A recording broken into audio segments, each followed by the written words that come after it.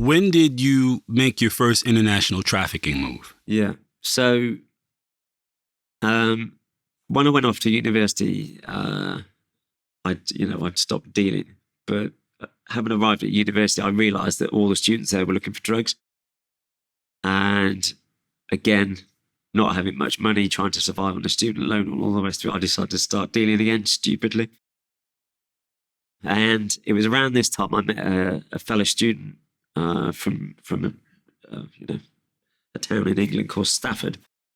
Anyway, guy was quite a bit older than me. We got talking, and he had become involved in some sort of religious cult over in Holland. And the guys that were running this religious cult were also producing ecstasy, like a lot of ecstasy. And he knew that I was dealing and, that I was interested in maybe getting into doing international stuff because that's where the money's at. So he said to me, look, these guys are producing ecstasy. We can get any shape, size, or colour of pill made that you want. We can have any ingredients put into it. You can stipulate how much MDMA you want in it, how much ketamine, how much amphetamine, whatever you want. And they were really cheap. They were like 50 cents, $50 US dollar cents a pill. And at what were they retailing for? 10 pounds, like $12. Shit. Yeah. So obviously, I did the maths pretty easy. This is quite a good markup. So, I mean, this is going back a long time, but so I said, yeah, sure, let's put it together. So I used my student loan to finance it, and just had enough money for like 2,500 pills. So ordered 2,500 pills with the Rolex, the watch, the Rolex symbol, the crown. We had them made with 220 milligrams of MDMA in each pill, which is quite strong. And they were like a creamy colour and round. Anyway, I decided to drive over to Holland myself and collect them. So I hired a car. Car shouldn't have even left England. So I drive over to Holland, through France, Belgium, up to Amsterdam. I arrived there and my friend's involved with this cult and it was all pretty weird. And I just didn't like what was going on. I think it was like Church of Scientology or some weird shit. Anyway, I didn't dig it. And they didn't like me because of that. Oh, and apparently, I found this out afterwards, but because my surname is Tritton or Tritton, Triton is the Roman god of the sea. So they were going, oh, you're an old spirit, you're descended from the gods. And I was like, what the fuck are these gods? You're taking too much ecstasy, man. So they're telling me all this they're stuff. They're getting high on their own supply. Yeah, man. But anyway, they didn't Somebody got to test that shit, though. Huh? Somebody got to test that shit. True. So, I'm there for a few days anyway. Have a look around Amsterdam, go to a few museums, all that sort of stuff. But I'm getting bored. I want to leave. So I said, look, guys, I want to get out of here. And I said, look, is the ecstasy well packed? Is it vacuum packed? Because I don't want to get arrested going back to England by the sniffer dog and all the rest of it. They were like, yeah. It's all packed up nicely. We vacuum packed it in bags. You won't have any problem. Happy days. I was like, okay, well, if that's the case, I'll be back soon for more. And we can build on this and, all good. So anyway, I get back in the car, drive back through Belgium, stop in Bruges to get some presents for Christmas because it was about a week before Christmas. And I've concocted this like cover story in case I get stopped by customs in England. And obviously the cover story is that I've been to my dad's holiday home in France. So I know how far it is, how long it takes to drive, how much fuel I'm going to use, all the stuff I need to know. But anyway, buy all these presents, get back in the car, get to Calais, and the pills. They said they handed me like a bomber jacket, Alpha Industries bomber jacket, and they said the pills are in plastic bags, vacuum packed in the lining of the jacket. So anyway, when we get to Calais, I'm about to get on the ferry to go to England, and I can't remember exactly why, but for some reason, like I thought I'll leave the jacket in the car because I know when the ferry dog was there, going to run a dog up and down the cars. And when I get in the car, I'll then put the jacket on. I can't remember the exact thinking, but it was something to do with knowing that customs are going to be running a dog up and down the cars. So anyway, we arrive in Dover, get back in the car, put the jacket on. Come to the customs and excise, like the border force, and they pull me in for a search. I was like, oh fuck. I was thinking, I'm not going home for Christmas this year. You know what I mean? I'm thinking it's done. So anyway, they pull me in, and they must have had a hit on the car, either because I'm a single male, it's a hire car, shouldn't have left the country. I don't know. Or they've, the dog is indicated. Something has indicated this car anyway in me. So they get me out of the car. They get all my luggage out of the car, all these presents. So they sit me down on a bench, put all the stuff next to me, all my kit. And then they start ripping the car apart. I mean, they tear it apart. They get the spare tire out. They get all the door panels out. They've got the bonnet, the bonnet open. They're dropping. They're ripping it apart. They know something's in there, and they're watching me to see if I'm watching them. And I'm trying to keep calm, but I'm sat on this bench, and I can feel the weight of these pills weighing the back of the jacket down. And I'm trying to keep calm, and I'm swinging my legs, sort of whistling, trying not to shake, thinking any minute now, after they've done the car, they're going to come to me and go, okay, it's time for a strip search, and we're going to go through all your luggage, and that's it. I'm going to be fucked. And when I was stopped, the lead officers, asked me where I've been, and so I said, gave them the story to my dad's house and all that. Ow. So anyway, they've torn the car apart, and they're just coming towards the end of doing that, and I'm thinking, right, it's time now. And I see this officer that's taken my passport and ferry tickets away to check, walking across the search bay.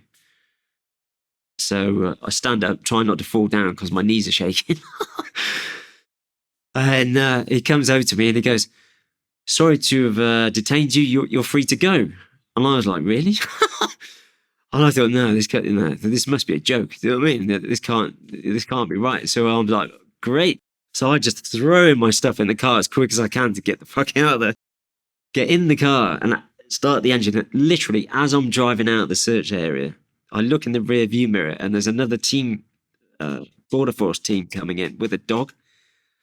And had they have been like 10 minutes earlier with that dog, they would have arrested me.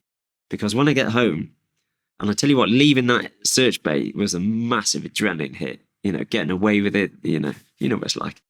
Mm-hmm. So anyway, I get home, I open up this jacket, and these people in Holland, all they've done is they've poured 2,500 ecstasy pills, just poured them into the lining of the jacket.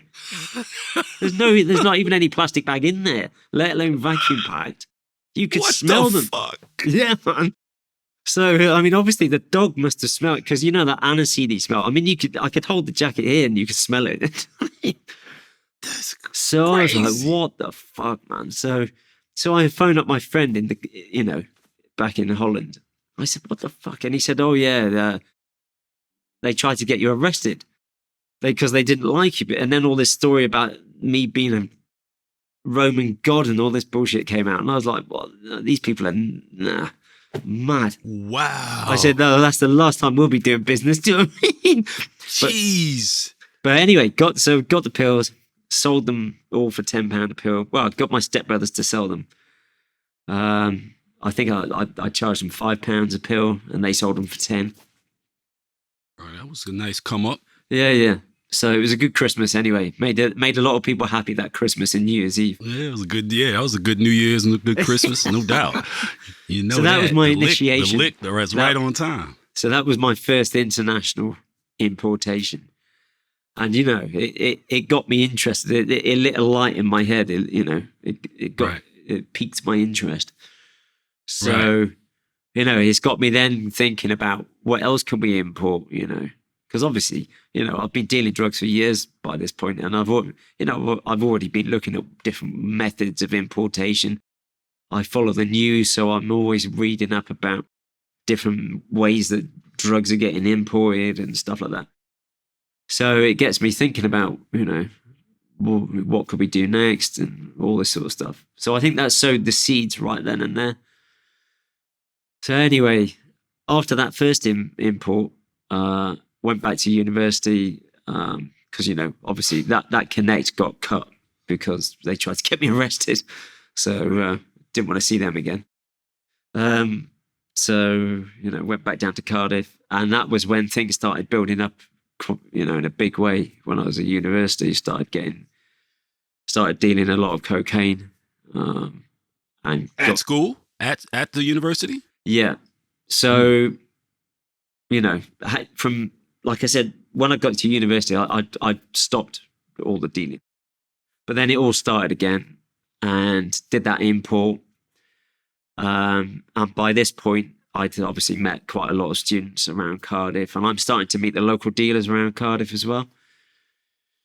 And one particular student from Southampton because I'd not really dealt with cocaine at this point.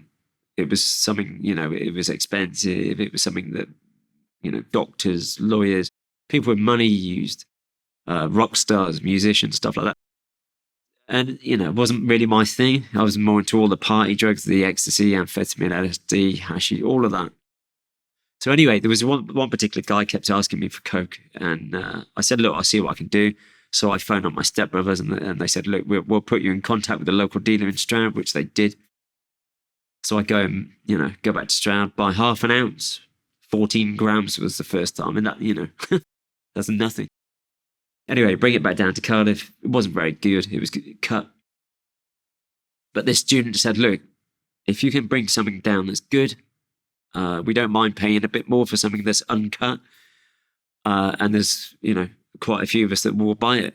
Like I said, I was already starting to meet dealers around Cardiff, like the local dealers. And I realised that there was a lot of money to be made selling cocaine, and didn't have to move so much volume. Whereas, moving to hashish or weed, it's a lot of volume for not so much money. But cocaine is, small volume, high value. So obviously, trying to make as much money as possible, cocaine seemed like a good option. So anyway, go back to Stroud, and I said, look, guy, if you can supply me with something that's uncut, then there's a big market that I can start filling down in Cardiff. So unbeknown to me, this dealer in Stroud happened to have a really good connection. And he started selling me uncut cocaine, pure, for a really good price. And with that, I was able to then basically start selling to the local dealers in Cardiff. I quite quickly realised that the cocaine I was getting was much better than what they were being supplied with. So I then said to the local dealers around Cardiff, I said, could you talk to the people that were previously supplying you, like the bigger dealers in South Wales, and see if I can maybe supply them in as well? Some of them were like, we don't think that's a good idea. They won't like it. But there were a few of them who said, yeah, sure. We'll make a phone call and come and meet them. So I'm expanding the business, So go and meet these bigger dealers, in the bigger cities like Swansea, Bridgend, Port Talbot, up into the Rhondda valleys. So all across South Wales. A few people from Bristol I'm starting to meet, which isn't very far from Cardiff. And again, it's quite apparent that the cocaine I'm getting is of A1 quality. I mean, it's literally uncut. Really good flake. And I can beat the prices that even they're paying. So I'm able to start supplying them. So it's gone from like 14 grams up to whatever they were asking for, half a kilo, ounces, whatever was asked for, I would get.